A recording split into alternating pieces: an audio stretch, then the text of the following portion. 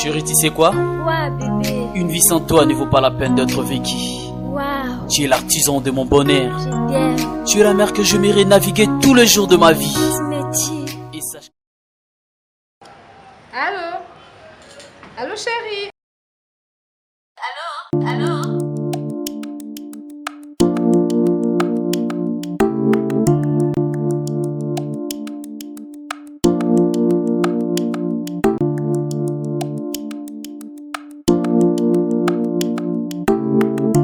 S'il vous plaît, madame.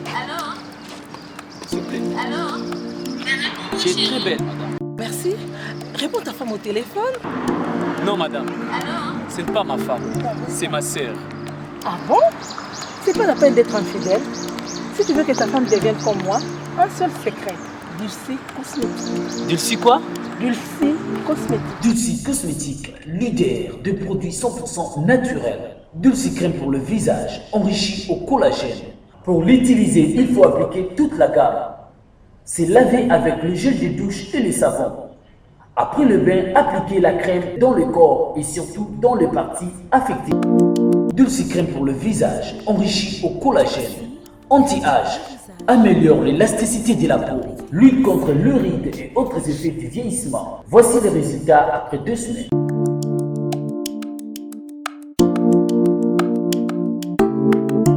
Dulcie, crème pour le visage. C'est ma femme, hein? Je sais que c'est sa femme. Donc, maman là-bas. Messieurs. Oui. C'est ma femme, hein? Oh. Donc, maman là-bas. Oh. Chérie, tu sais que tu es belle. Merci, Dulcie Cosmétique. Enrichi au collagène. Pour avoir un bon teint comme moi, Karine Pala, un seul secret. C'est Dulcie Cosmétique. Dulcie Cosmétique en vente partout en RDC. Dulcie est une gamme cosmétique afin que l'humanité entière en tire profit. Heureux de vous savoir très nombreux devant vos postes de téléviseurs à travers le monde pour suivre votre émission Tribunal Nakati. Il y a Sik Nabino, La Voix du Peuple. Chers amis téléspectateurs, je suis très heureux.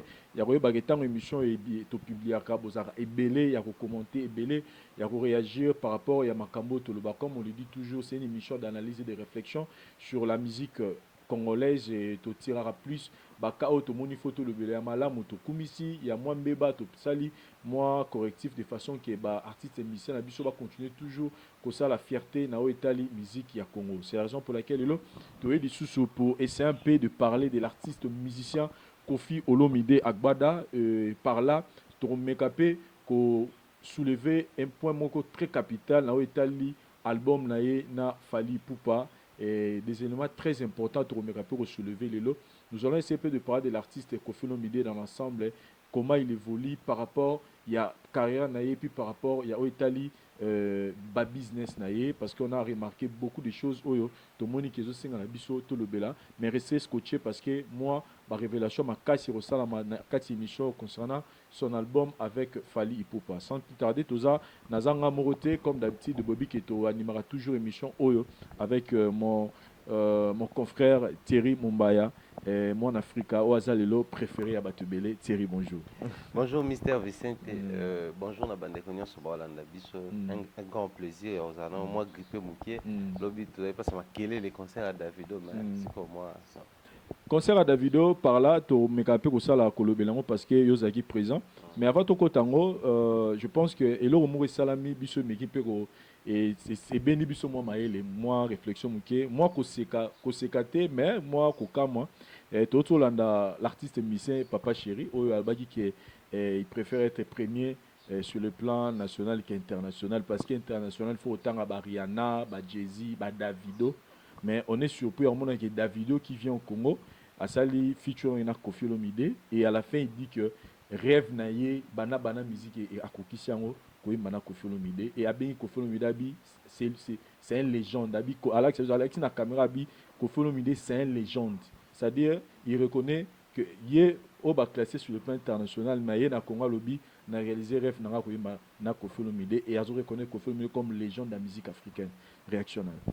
Tolobani Siko, tu classé sur Koffi Olomide sur le plan international, dernier, tu classé dans le plan national. Voilà, moi, parenthèse, c'est un faux débat pour nous, c'est une fierté. Vous savez, aujourd'hui, non seulement on a des artistes congolais au bazar Makambulelo, comme des Fali Poupa, des Ferrigola et les autres, au Bayemba na Koffi Olomide, mais on a aussi des artistes au Bazalarape, dans les pays africains, mais au Bariva, musicien. Vous savez, je vais Youssundou, grand.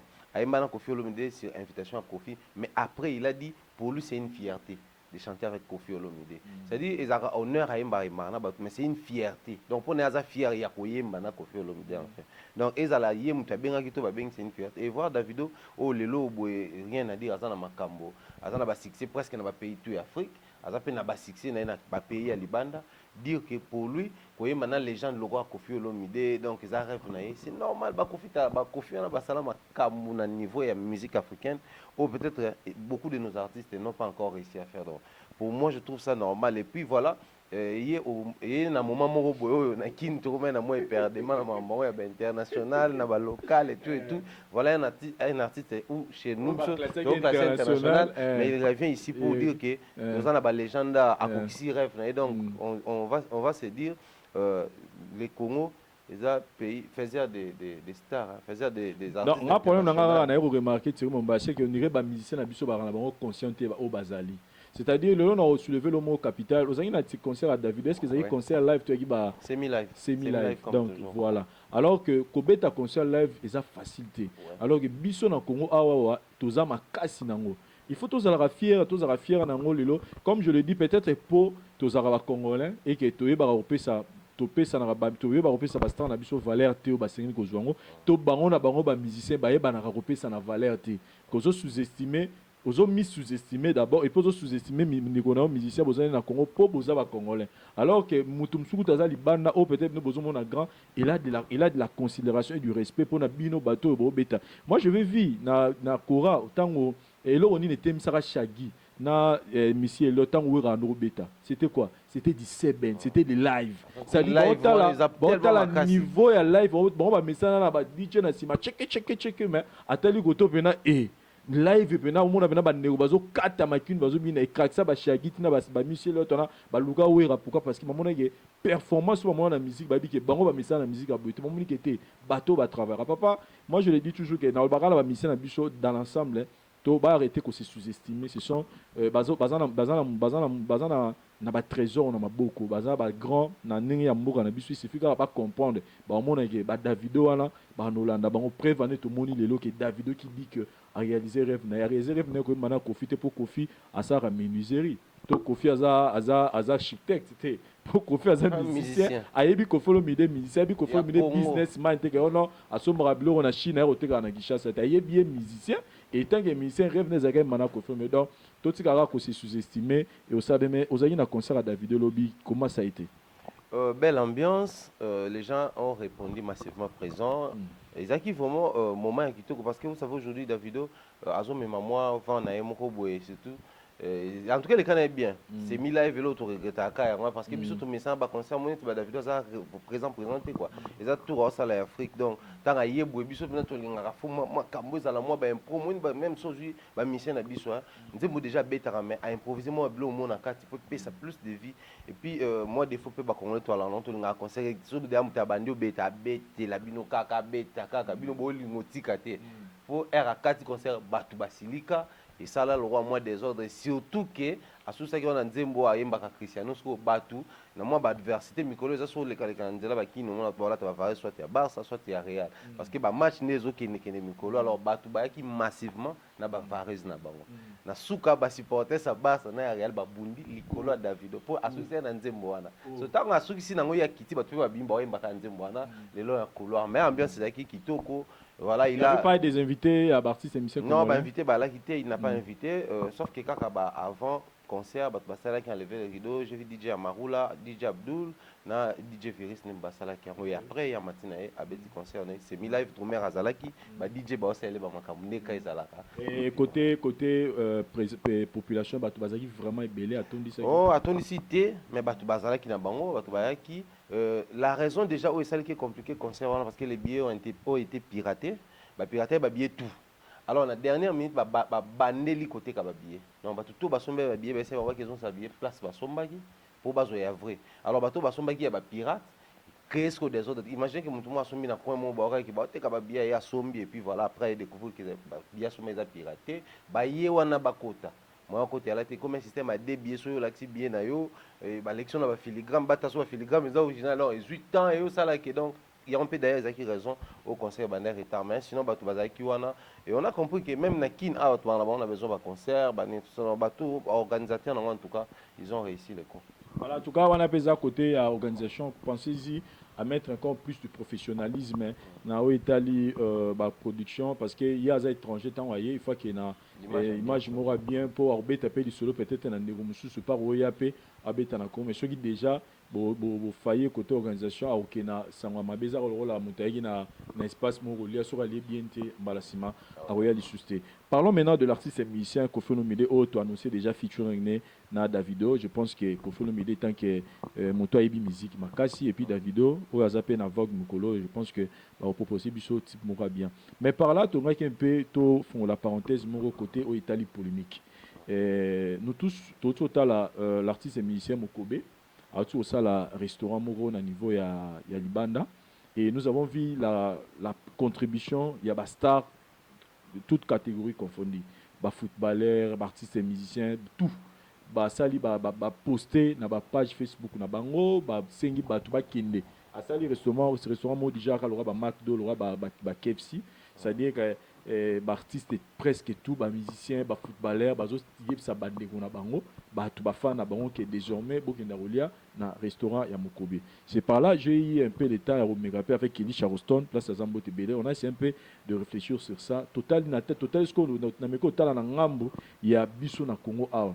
On doit se dire lelo Thierry Mombaya, la vérité est que lelo ba misa touté na mbora na biso oyo ke bazo vivre na musique.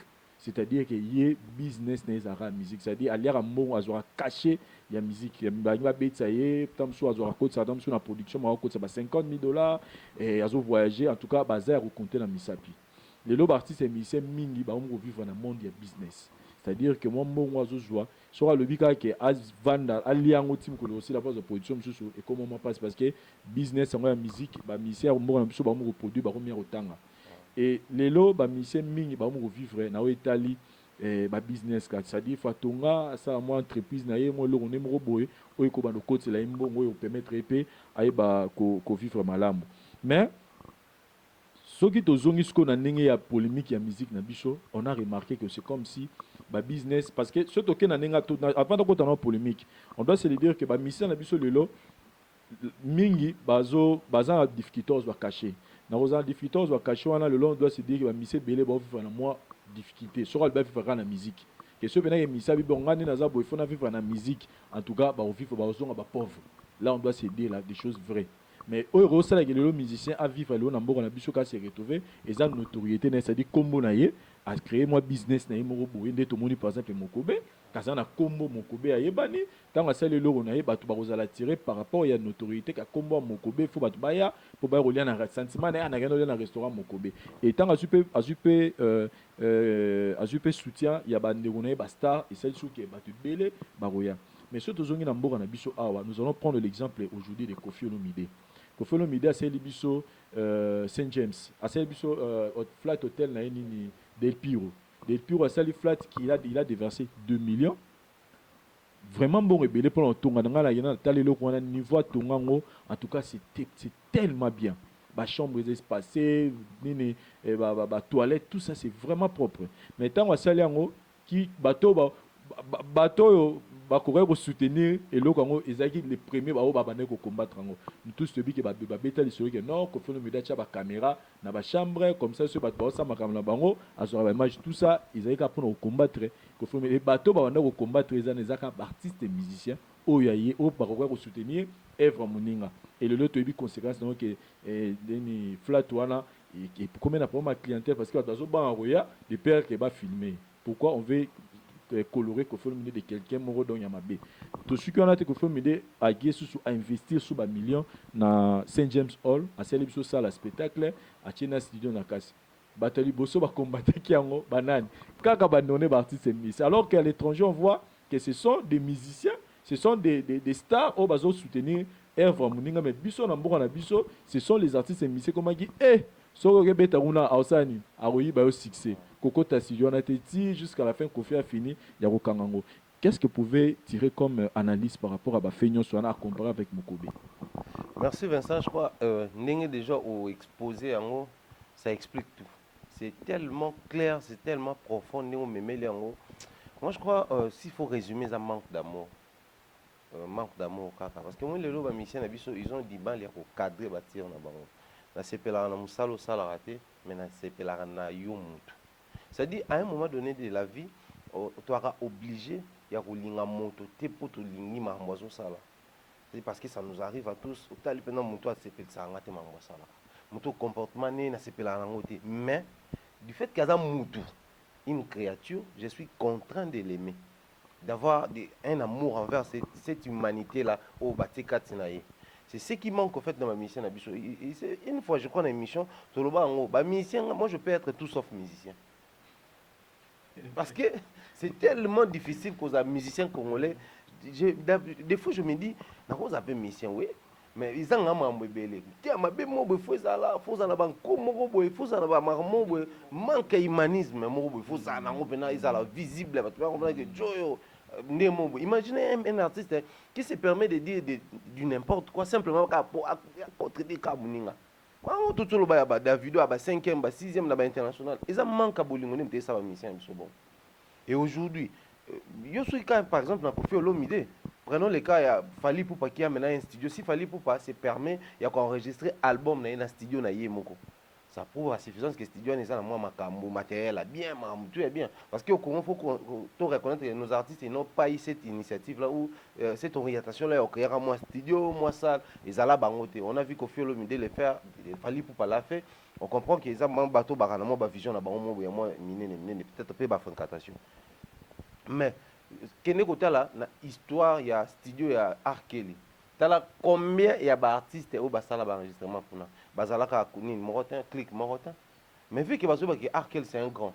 Tu travailles dans un studio na. Ici on a tu comme Masolo, on a studio Kofi Olomide so qui kuni za rappel na caméra. Tango ça ba demi-temps, na ba fausse note, bazo enregistrer au jour bo beba na so ngolo mama na tala wa ba wemba te studio ba bongela ga. Et pas toi même ça va ka artiste et musicien. Pas musicien va quitter. Tel niveau au bomela muninga cop or to yebi lelo ko mise mbongo pour construire pour na sala ils ont makambo ebele na kati papa ba mission déjà à la base nos musiciens moi quelques-uns au bazan moi ba salbam na ba sasem ndé moi mbongo kota la droit d'auteur mais so bazongi na ngwana ba sokode lo côté ba pesa mutoka papa ba $6,000 imagine papa ba $6,000 ils ont l'autre côté pour na ba droit d'auteur à combien plus forte raison ba ndeko bazan c'est faut pas se plaindre non parce que mutu pena disposer ba mbongo na ye ba mambo ebele la salon ça fait trop mal de voir qu'ils a ba même bateau au fallait qu'il va se serrer ba coûte ba kende ba ça le mal aussi chez nous c'est quoi en fait ils ont que biso to gérer polémique mabe ils ont conséquence il y a copier coller. Ma maman est blanche, na copier, na coller pas na nganzo ka mal so amu, na copier ka ma maman est blanche, na coller. C'est en fait c'est ça notre problème. Polémique est banda awati mais biso to salon mabe. Conséquence yango mo maman est comme la ba Kofi Olomide parce que bango moko banza ba parmi bato bazaki déjà moi niveau likolo ba rappeler ko orienter polémique ndenge mususu. Ba sala ki yango ta abeba papa mbasali boye pasali boye côté kuna bowe abasali boye pasali boye jibe kuna te boye pasali boye côté kuna bazongisi ok bozo salango bozo yebate que polémique etika na secteur professionnel tout na milieu na biso musala mais na ndinga ba famille na ba ndinga on a vu ça ici ba commission kufela on a yeti pour na ni pour ba yoka na raté ça fait trop mal au monde baké nango mabe alors et comme ko affecter na ba famille vous savez aujourd'hui les lois sont difficiles tout le monde a moi na mission tel na moi mission tel ba camarade. Alors que réalité mon qui les commis ma bonne place moko ba ko na ba peu ba sympathiser ba peu ba master mais ba parents ba on est ba profiter bon aki ba nga père na ba salanga boya pourquoi parce que to longo la on a musique to mema on a ba vie na biso normal donc ça fait trop mal les loboy les mal chez nous c'est aussi moni les lo ya mokobe lobi ba to belé ba poster na bi ke mokobe za na polémique ça fait na polémique ça fait na ba problème na bato mais bato mususu pe o pe ba boyi na bango pe ko poster ba sen ba fan dit mais biso asko bato abongo bazali mais akofanda te akozwa basango mabe abandi kocréer tala kuna eza boye tala eza boye bazongisi boye pourquoi que non seulement sala makambo non mais anouir na makambo ozosala oubliant que peut-être pas kovanda pe boye de loin à observer ah jongo de pas tongi pe flat na moni pe ke e bakisi pe moi bakar e bakisi pe moi boye te or pourquoi pas biso to salon to ko salongo et soko ke plus loin biso toza peut-être na mambo ba musique pasteur François Mutombo ya aseka kalembelembe azala na ni sécurité ni voici l'homme sécurité azala ba voiture ya ko vider ba faux sceptique na biso azala nango azala mo ba blone ya sala mais je vous jure ba pasteur mo ba sala émission pasteur mo malika ba business pasteur ba tanga kombo ti me ba lo bana pasteur mo kuna tanga sala renaissance ba tumsu ba te oubliant que observer na note soit beau soutenir, soit beau observer, soit monde qui est pesant, on bien aimé un peu votre nom bête. Oh mais ça me tourne donc pour dire que les Congolais en fait on a développé manque amour moko à lire Kendelara. Au finish ils ont eu un peu gabiso moko. Ils ont eu un biso moko mais là au moins le bi très important à ngai pe na vanda moi qui en a pour comme copier coller. C'est-à-dire que nos artistes et musiciens, nos stars en général, basant un système à copier coller, c'est-à-dire à mon lo moko pas minele sans pour autant vérifier à copier nango awa.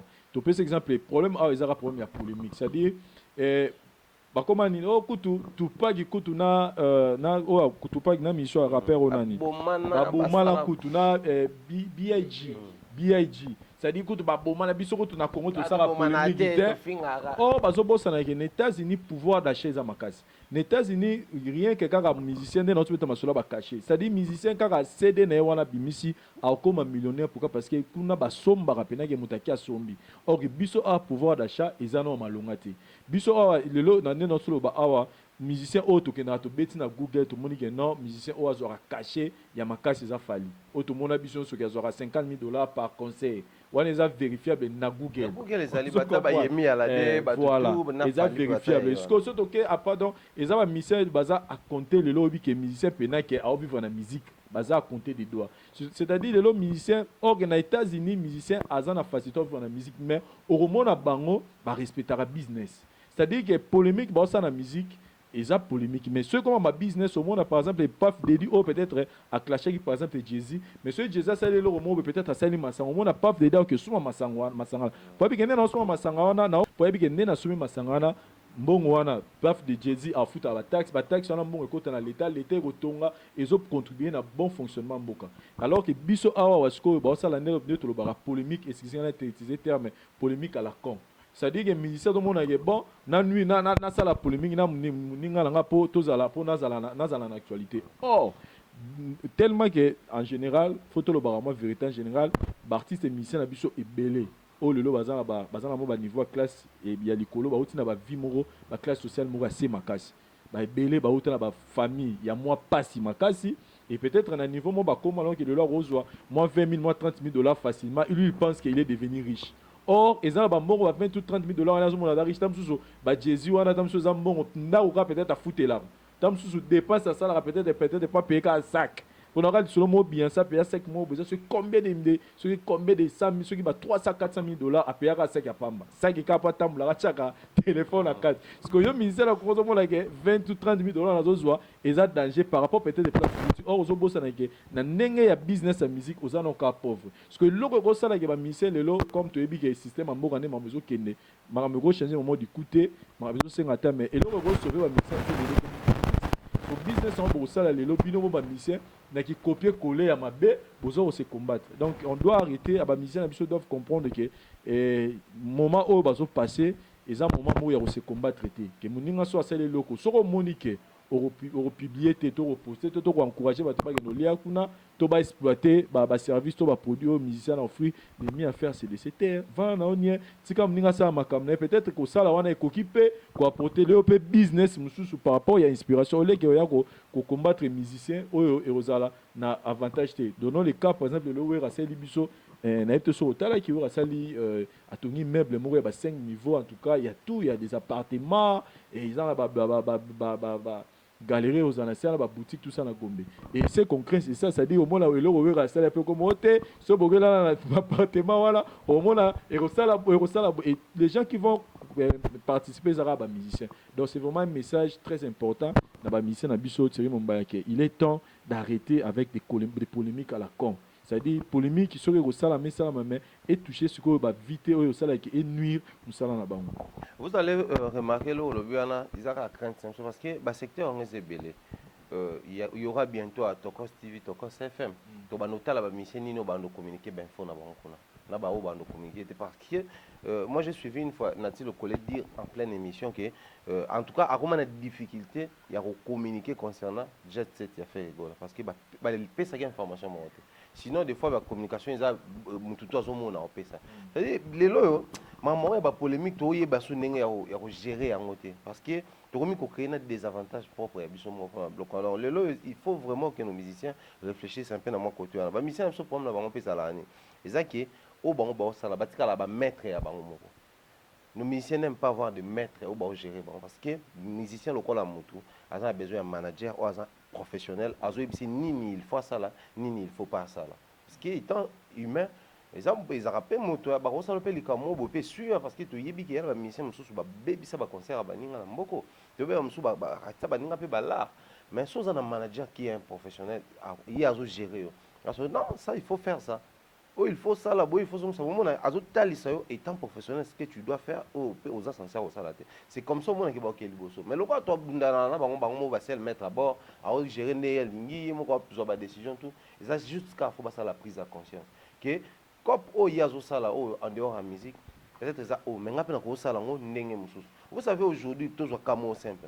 Tu as par exemple que non, Kofi Olomide à Otonga. Et que j'ai bien piano à ça la coupe à Mabaya et où tu par exemple à l'intérieur et à ça la coupe il y a une barre de fer où tu peut-être Dubaï n'est pas bon bon ezoya parce que Kofi Olomide que sont pas ah sont battés oh le contraire il comment les pas de somba faut que somba kuna au côté là au moins que business côté qu'on a besoin continuer à vivre déjà vous aimez bien vivre na ba bourgeoisie musique on est compliqué na Congo pourtant vous n'avez pas battre banda il faut pas mbongo pesa là or mbongo eza musique ils ont sa stabilité na bino parce que le en demande c'est ça un problème na Congo a des opposés pour moi batu mingi ba kelea ba restaurant wana po ezaka ya bikeza ya mokobe c'est ça azaku ataka ne ba poster te na mutu na bike a lié na restaurant mokobe a sali selfie na ye tant on la ki sabatu moi aussi j'étais là-bas nga pe na lia ki kuna nga pe bomona c'est une fierté pour nous mais le loboé vite fanatisme les autres qui ne la ça pena ko mona mutu ko golf kizola batu mo beba ba pandi restaurant na ye bomona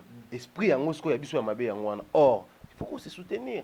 Faut se soutenir. Bilo ko ni longo même na niveau ba mission comme que bata bureau ya oyo so azata na moi restaurant azata na moi ni na yewe batu ya kana mususu ba sa na ba battre contre campagne mo batu ba kende kuna te batu sa boete tout donc et ça bien te dire que tout mon copain chance à restaurant biso so Kofi Olomide à restaurant eh au lieu kuno le kikali bonjour moko et s'il pour porter plainte que le kakili boum vraiment c'est vraiment un élément très important la mission la biso va comprendre que ba polémique à la con et comme qu'on nuire bango te donne l'exemple il y a business à Kofi Olomide qui a lancé au moins des business et connaître échec parce que ba musicien carane ba ndekone ka ba star ne ba combattre en haut et ça doit interpeller lui-même Kofi Olomide et puis ça doit interpeller aussi tous les artistes et musiciens ba et si quand une polémique et comme ma biso que ils ont servi souté au compteur comme nous pour lelo tolo ba na mboka na surtout dans 15 millions d'habitants et tous en a combien des artistes et musiciens au bazan la posa ba kota studio et déjà ceux déjà ba grand bazo bango ya kota studio Kofi Olomide à combien ba musiciens au bazo bima maroya au banga na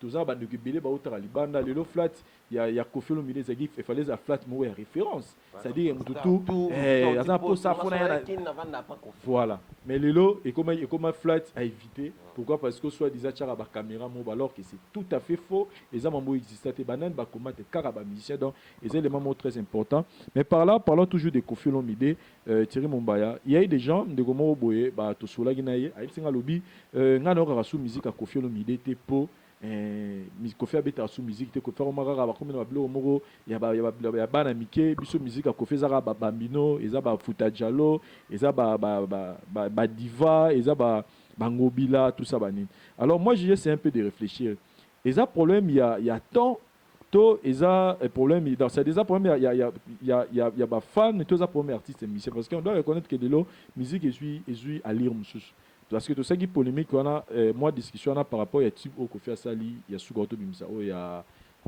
alité à leader te o Asali na ba tourner à label Ok, ici on travaille. Ici on travaille. Sur ça ici, hôtel ici, les gens appellent Afrobeat. Les Afrobeat. Et les gens, pour la tout soit biso kofi ton ose là, tu as rumba moro boye. Oh, puis on sentir solo vocal, tout ça, mais tout le monde a comme la bloc Afrobeat, tout ça. Alors moi je me pose la question, est-ce que c'est Kofi qui est en perte de vitesse ou bien ce sont les fans qui n'arrivent pas à s'adapter dans le style où Kofi a pris sa bon alors que Kofi reconnaît déjà qu'il y a des d'actualité dans le sur le plan musical. Donc Kofi Fazon il sera battu rumba wana au mesana na.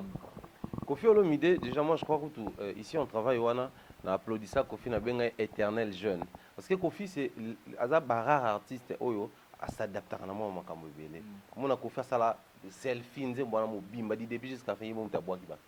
Succès mambo belé belé. Kofi Olomide ayepé boye bino kuna ba fali a bosanga na ba virus bosali to dondo. OK, zanga pena la examen nga pena jeune le roi bino. Akangi pe ba GR Mao, ba Miss Rambo ba adadale, ba on peut ba bêtise on travaille. Et bimi peut bien ok parce que bazuku refrain na ngozaka bloc faire yemba yemba ba on peut bazu ba reprendre ngo et puis yemo pas intervenir mona ke a jo moko boye na ninga kin pendant jo mystique neto lo bango ya Kofi a mystique mais les problèmes avec Kofi Olomide en fait c'est quoi Kofi nous a appris à vivre na ba mise à jour donc et ça c'est lui-même les problèmes de son problème. OK. Il nous a appris à vivre na ba mise à jour. Voilà. Ah ça sous mise à jour. Oh. Kofi voilà parler le mini donc Sinda sous cigarette. Kofi a télémi.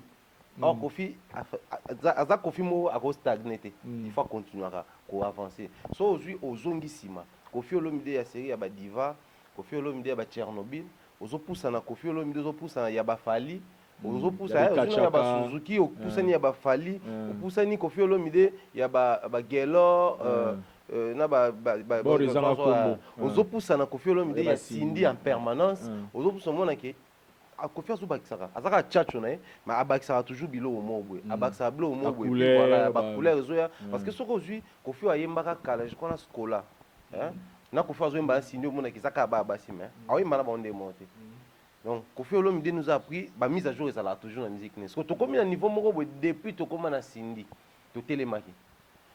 Et puis pour s'appelle ça on peut biso bah j'ai basala na Cindy ba voix wana ya mobo qui voix féminine mobo ils ont vraiment fine et mobo qui Kofi qui na basene ça nous faisait vraiment du bien que yemo peut Kofi Olomide conscient de son état et ba aloba on toujours abi na sala comme ça bosenga toujours musique na kala voilà pourquoi on continue peu sa musique à sika pour plus ça prend du temps plus c'est comme ya kala plus bosenga ngo.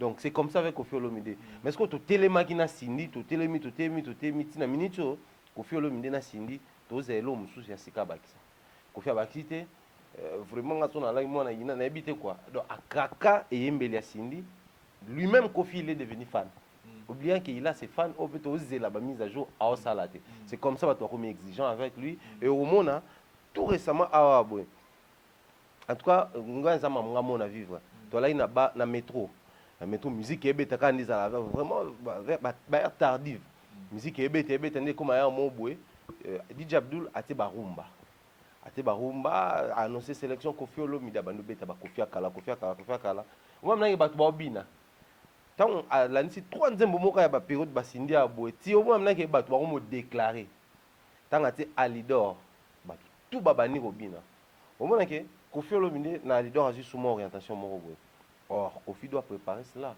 Kofi doit être conscient que faut azana Cindy mais à détacher Cindy mon ok la minute ce que tu remis causer la Cindy à ça l'album mais sans Kofi parce que Kofi Olomide album alboso ils a qui album à Cindy te bato ba yebi ke banze motu Cindy emba si son za banze emba déjà Cindy à ça la remix à banze motu donc ils a la album ba remix et Kofi abisa biso a aurait coupé sa Cindy album wana boité parce qu'elle ngaki tikama or bato ba yebi nde Kofi ba yebi pe annonce Cindy bien donc tant ba moné pembe ni roté kama et après voilà et puis si déjà to ki Cindy to na banze moné to ki na album to on a besoin de continuer ko yokaye mais Kofi aluka ko ingrédient musu ya sika abakisi la biso pour soit abakisi te exigence mo to continuer ko salaire c'est important voilà donc ça le problème car il y a mise à jour Kofi Olomide c'est la biso mise à jour donc on a vu qu'il y a na ba lien certainement hôtel émission donc Kofi Olomide to le bité que Cindy anuni to le bité que Cindy ko so yemba te mais yo moko médecin sa biso na ba mise à jour ba période ba Suzuki yaki période moko babia reniaki et pas babia reniaki période moko après bourron pela reniaki fallait yaki reniaki Cindy a régné donc tous les scores mise à jour mon Kofi Olomide c'est la biso et perte à vitesse c'était mais ça que mise à jour de toujours c'est na Kofi Olomide mais aussi ça dit sur na biso lelo na Michel Lelo avec featuring il y a Kofi Olomide na Fally Ipupa. Est-ce que vous pensez vraiment Thierry Mobas d'abord première remarque tout ça li bah non ça y biso que bah c'est l'album Kofi n'a Fally mais je remarqué une chose c'est comme si c'est Kofi qui en parle plus que Fally Ipupa n'était sur ça les remarques tout bah non na point. Si déjà Fally nanda kwa Kofi qui annonce Kofi qui azolo belango c'est lui qui permet à ce que bato ba yeba pendant qu'ils album Meroya parce qu'à un moment donné on s'est posé des questions les gens ont encore ça les KT pour peut-être bon et ça la fait comme Makambo parce que vous savez aujourd'hui Fally Ipupa Kofi Olomide ba comment quoi des grandes stars moko boye ba ya ba kuta na vie nzoka te Fally à ça là ba succès tout peut na Kofi to yeba wana akenda ka à un moment donné et puis azo ini wana mettre comment mon on voit des stars moko ba za pays moko te ne ba ya ba kuta na so ba kuta ni faut vidéo na so kotika ata na ba page et moli tout bazon na téléphone mon vani plus de 50 personnes battent donc la même vidéo Kofi na Fally donc ils ont la fierté pour na biso mais bon côté communication apparemment Fally Ipupa il est trop dans les tokos il est trop dans l'album parce qu'il y a moins de vidéo puis moi ils ont circulé ah ouais banze mo ya bien à niveau mon habité quoi vraiment on a habité na besoin de ba titre on a besoin y ba malobia nze mo tina suka po so Fally à émission niveau nze mo na bien na habité quoi c'est à dire rumba moko boy na habité c'est gars les gars ceux qui na balula na balula c'est-à-dire ils na mayele mo boy na katu wana non ils ont nze mo na nde yango nganze mo na nolunga humanisme je pense pour yango mtazo peut-être Fally Ipupa il est trop dans ça à savoir ça que Kofi Olomide dans sa album il y a ba musicien donc album ils y a ba musicien c'est normal là le BAP album où il y a Zobimisa na Fally mais équilibre après ngai za la sope Fally de son côté de temps à autre à flasher en ils vont ça la fait mon équilibre voilà ngana na epingle aspect moko boye na peut ceux qui euro partager même ma vie nanga au moni Fally de na naki Kofi Olomide na émission ma mile la lobby que Fally c'est qui a bivé photo betelo mo loka ba wake up ngana yo et Kofi a pour qui déwana mais ce totali na ninga ba génération tout le monde est que papa m'avait Kofi Olomide c'est presque la même génération ba bimika ba presque ba moment encore et tout ça et tant ba ça album et qui par rapport au p et qui peut en plaire par rapport il y a polémique oh ba nego existait déjà depuis kala papa mana Kofi Olomide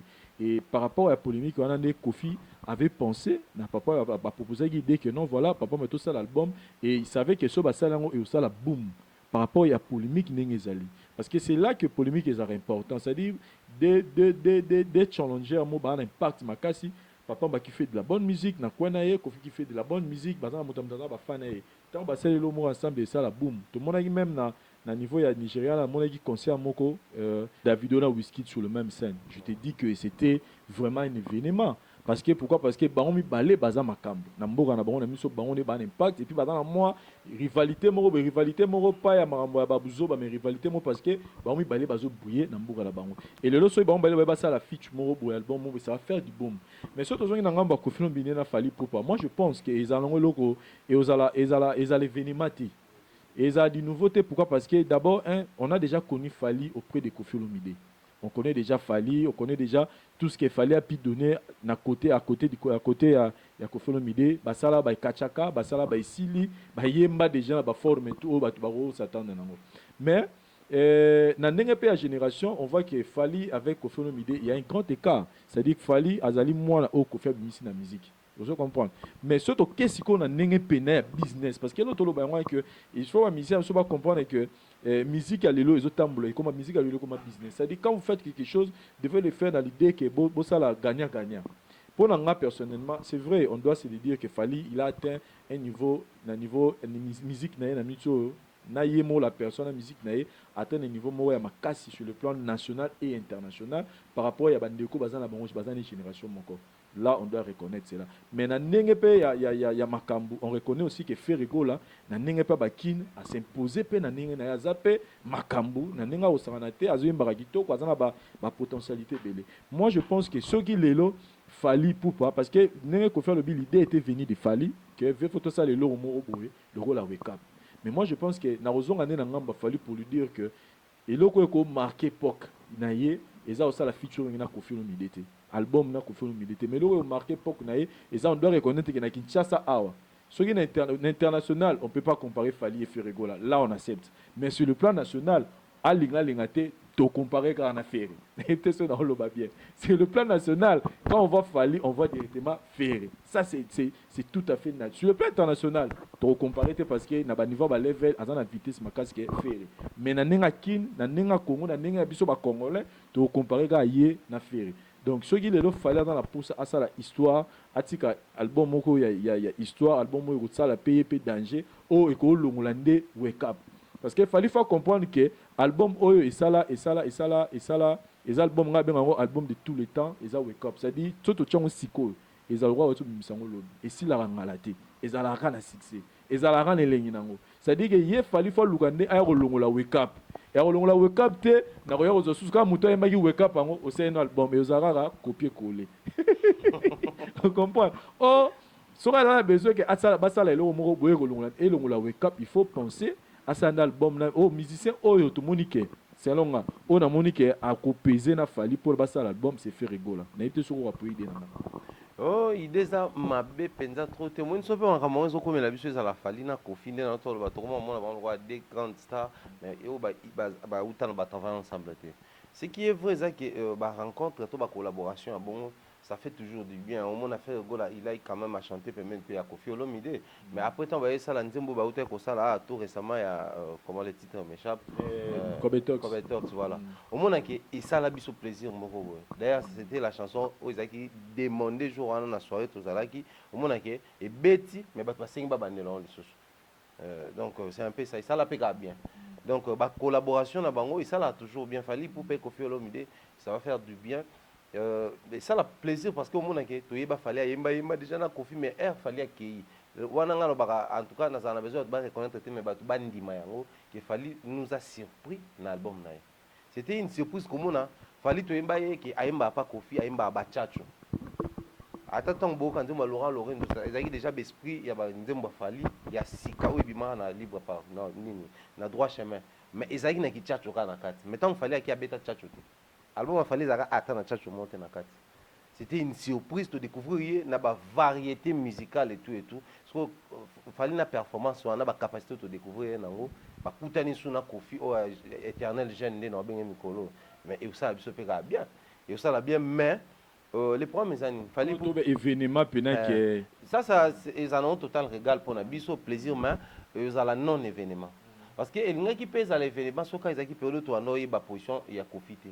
Que Kofi Mo soit un 119 né diabolos on calcule F plus A plus L plus L plus Y et plus 119 c'est que AML en fallait période de négociation ça bien mais il montant kaka wa boli moi fallait poupée et si c'est on a regarde fait bayo kala comme ça biso et ce que la wana mais noir sur blanc tu biké toute la génération na zaira bo génération ferrego là fallait poupa génération ya Congo to tika ngo mutu mo ta gérer né zala tout ça ils allaient toujours so atamo ko zo bunda faut plutôt bimisela moko pas à soupe meni de sala wera jibe ni sala ba période na nyonso donc ido bimisi ya fali na faire souka événement c'est-à-dire ça va imaginons un peu un album fali faire rigolo là imaginons album wana non seulement aux ala événement il y a Congo mais même ba on va comprendre que li banda pe ba ke ba on bale ba la moi genre et aux ala somme parce que li banda ba yeba rango obi li banda balanda na monaki tant faire agenaki ayona beta concert mon Côte d'Ivoire tant à toro ça la première soin pas Kofi je vous dis que tout le monde qui ba vivre rien ba tout naé question concernant et logo tout ça ma première soin émission mo ba yamba faire rigolo na Côte d'Ivoire on l'a ba mis les photos fali ba tourner c'est voilà ba tourner à parler sur l'artiste parce que ba yebi que yena l'artiste na ninga kin bazara na moi challenge moi za entre bon mi balé donc c'est à dire que album na bon mi balé et au ça et c'est vrai dans tout le bagage fallait ça déjà na vitesse moro par rapport à faire na ninga libanda mais au ça la bango susumi balé makambu par rapport parce que bango mi balé baza ba yemi nene ambo na biso premièrement fallait ça na maye la musique makasi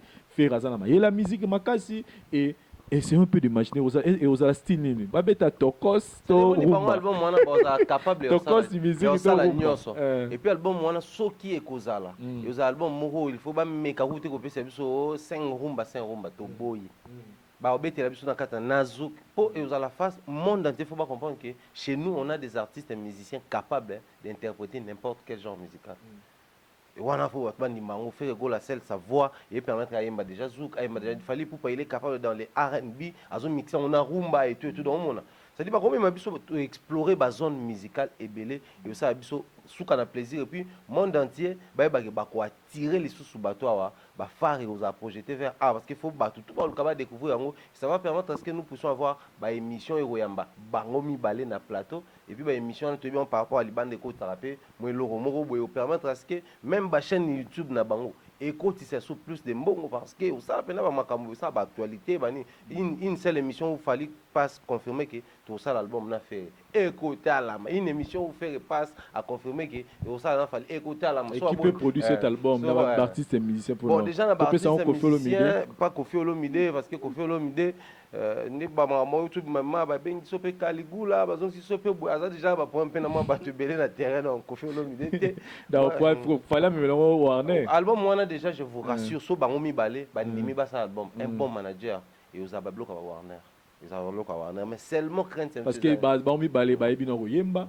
ba mi balé ba ebi ba mi balé ba bo ça dit ba sala pe génération ba sala pe génération na bango moko boye qui na quartier latin il faut fallait azalo talib ko na nini boye faire école donc ma baisse sur les années il y a pas si depuis ma génération donc il y a le quoi papa Taboulay na papa Franco ba suki sali kambo ngonde na ebakati kisi nini bango basala po ba yemba biso isanga banganga po ba yemba biso ngungi esuka wana mama mbila bel na mamucha to bunani bango ifo ba yeba te ba sili succès ko ba bata nani mutali kasu ali ba ko yemba ero vraiment ya wera la jibe non esuka la jibe bo sala concert ata na stade apa te ba ye o nge wera la jibe sala featuring ba yeba mombale o yeba ngo to kati ngala yokango ba yemba la primis ba yemba la primis na yoka bile na yoka ngabi oui, la jibe. Si comme ne ça fit. Quand mi na stade banka ko beta concert mo bambale, c'est wana bango so we rabeti mo stade beta plein. Jibe so beti mo. Mais ouais, na jibe bien stade faut reconnaître que bon bazara pour ba empêcher ngo zara gouvernement par rapport à banga ba trouble. Ouais mais ala ni.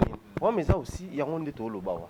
Ba to wana nyonso to ba na ba musicien, ba yoka ba musicien. Mot d'ordre ya we rara na chango, place ba des zones ça we rabeti concert des ordres ya. Yo reso we ra asala na be mission parce que concert ils rappellent concert à Tembe.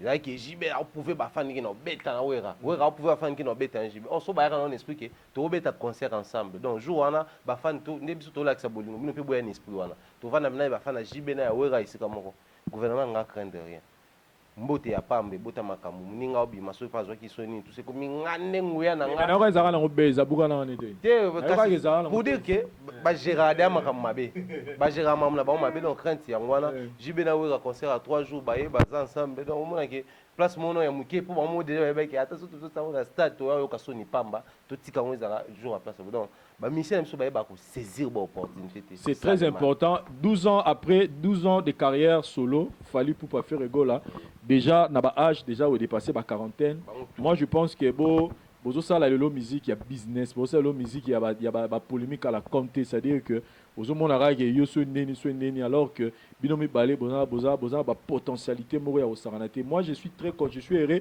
ya rolobali kamo parce que Toura a fallu qu'il édite beaucoup dans ses émissions que le jour à génération pas David Monso à mon akuta faire ça David qui est produit c'est un bon chanteur fallait qu'il a reconnu ça à la télé faire rigoler dans l'interview mo basana mamile là abi ndara misa ki borné à porte-monnaie na kanga lo kona tilo abi mikolo eza mutu na mutu do non na barumba donc le bela rumba na yo abezana bande ba sa barumba na bango bien il avait cité Koffi Olomide il avait cité Fally Ipupa j'ai même cette vidéo dans mon téléphone il a cité que nous avons mis ça ba rumba na bango bien na cité le roi vient na biso Koffi Olomide na otanga JB piana na otanga Fally Mr na Fally masala nga Fally Ipupa.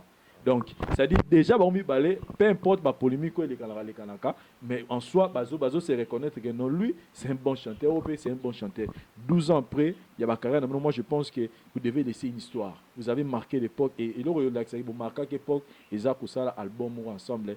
Je pense que dans le lobby, bateau basé dans l'île va comprendre qu'il est vraiment un temps pour les deux artistes, on va marquer temps, et on marquer temps caca. Na osala album oyo pérenniser bango to betara masolo na bango sinon Thierry Mombaya nazaki vraiment nesengo ya repartager na yo banalizo je pense que batego pe batali biso nazo signaler bango ke biso pe tous continuer à Dubaï.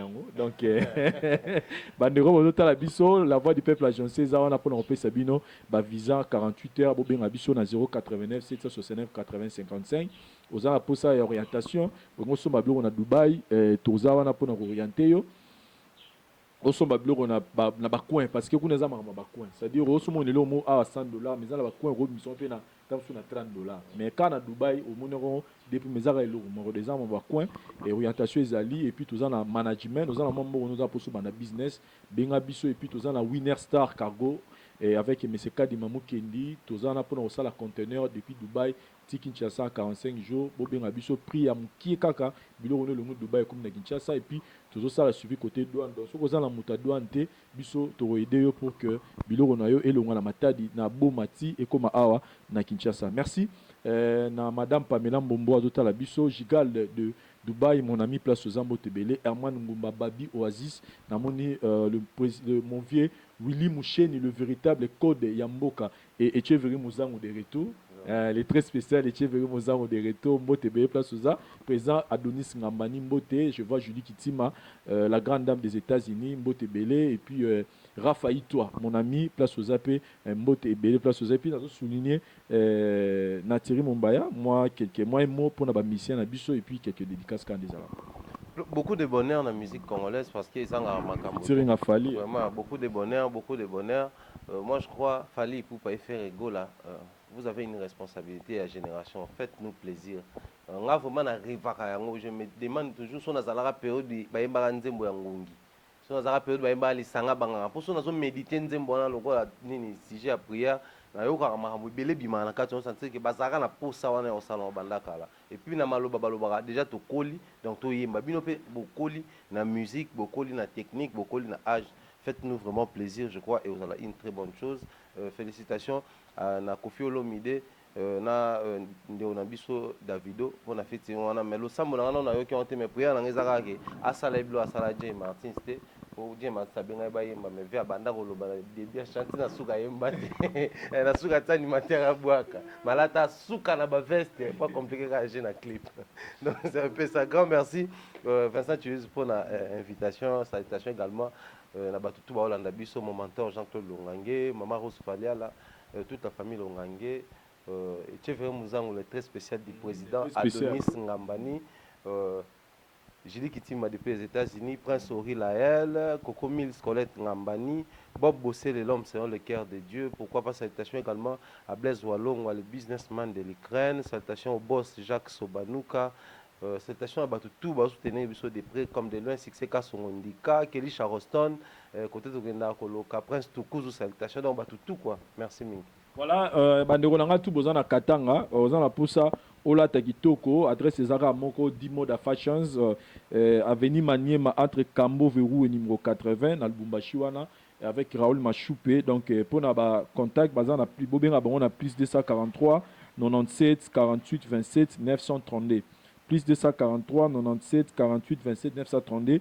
10 mots de fashions, habillement de classe et divers. C'est-à-dire bilamba tout ezakuna ya temps eza la base eza mibali bogendola takuna na 10 mots de fashions. Je répète l'adresse avenue Maniema entre Kambo Verroué numéro 80. Merci na Hervé Ibouanga mta filmara film Avatar. Merci na Chombele Muntu na tinelo message d'émission na za suna numéro na hote donc ceux qui moyens ali benganga pour nazo communauté pour na perdre des numéros na bungisa qui sim na no sela wana na Dubaï kuna na bungisa na comprendre donc sur totala benganga yo sala ngabe pour récupérer numéro na yo.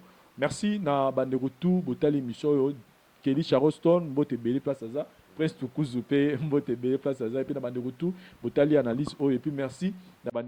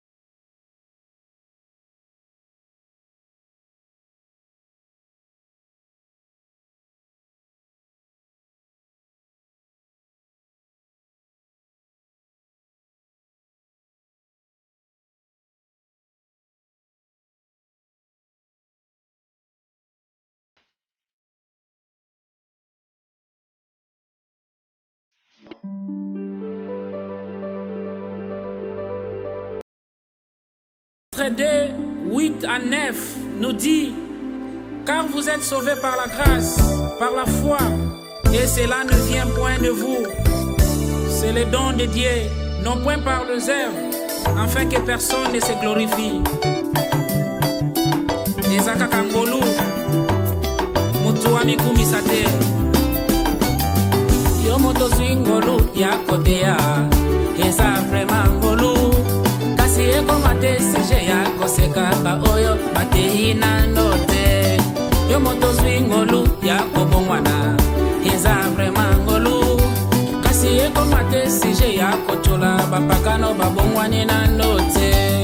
Yo moto swi chance ya libala, eza vraiment ngolu. Kasi eko mate sije ya kosekaba oyo babali na note. Yo moto swi ngolu ya kobota, eza vraiment ngolu. Kasi eko mate sije ya kofinga ba oyo tina note. Yo moto swi grâce ya koyemba, eza vraiment ngolu. Kasi eko mate sije ya kotonga ba oyo ayembi na note. Yo moto swi ngolu ya kobika, eza vraiment ngolu. Kasi eko mate sije ya koseka ba oyo abiki na note. Toza malamu kuma mana yo zambe na lola. Yo moto swi ngolu kote pa na zambe kuma sije alichote pa baninga. Sokyo moni ndeko na pasi kowela te koseka. Oebite tina nini ndekwa koma bongo. Omoni ba divorce ko salama kowela te kochola e. Oebite tina nini ba couple koma bongo. Omoni ndeko na fulu kowela te kochola e. Oebite tina nini ndekwa koma bongo. Omoni ba fami koka bwana kowela te koyolola e. Oebite tina nini fami e koma bongo. Tango mosusu tata mwasi nde moto akanga mabota. Vale olakisa ndeko na Yesu kasi otiki e bongo. Tango mosusu baninga ya mosala nde moto babakela e maladi. Vale olakisa ndeko Yesu kasi otiki e bongo. Tango mosusu aswaki nde sango yango akomande bongo. Vale olakisa ye Yesu kasi otiki e bongo. Yo moto swingo lwa kozala na mbongo, eza mbongo. Kasi eko mate sije ya konyoko la basali. Haleluya.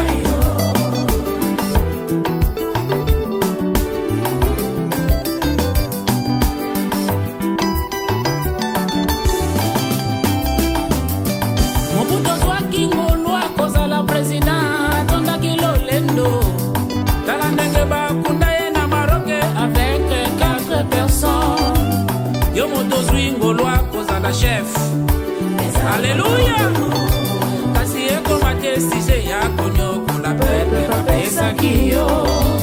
Yo moto zwingo lwa kozala opposant ya solo wana. Kasi eko mate sije ya koposa pepe papesa kiyo. Yo moto zwi chance kozala na armée. Kasi eko mate sije ya konyokola pepe papesa kiyo. Zambe nde mokolo lue asengi bolingo. Azana makoki ya kozoza nango apesa basusu. Soki omoni ndeko na pasi